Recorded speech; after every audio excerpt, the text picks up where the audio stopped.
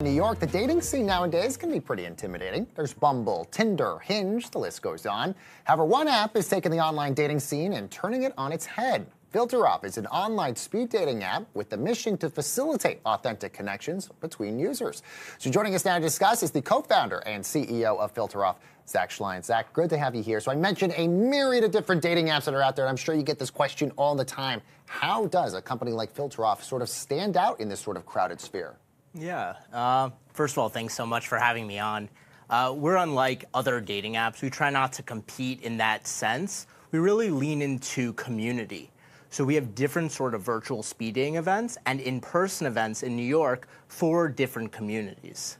And by that you mean events, you mean groups of people with certain things that they have in common? What do you sort of mean by community? Yeah, so a community, we define a community whether it's a religious community, it could be a dog lovers event, it could be a vegan singles event. So the list goes on and on. It's just a way to bring like-minded singles together. Okay, so you've mentioned in articles in the past that swiping, which we see people doing all the time, not really the most authentic form of a connection. What do you sort of mean by that, and how does Filteroff sort of differentiate itself from that?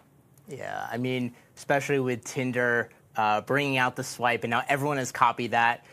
It's really, for us, it's about dating people and not profiles. We want people to have meaningful connection on Filteroff, and that's why we have a video-first component. So when you go on these speed dates, they're about 3 minutes in length, and it's really about getting to know people, again, and not just swiping on profiles. So when somebody gets into a speed dating event, what do they sort of experience in this? What do they sort of see here in terms of potential connections? Yeah, so once they RSVP and confirm that they'll be there, Filteroff will schedule their dates based off their preferences, and you may have up to 10 dates that night. And when you go into your first date on the Filteroff app, it's a speed date.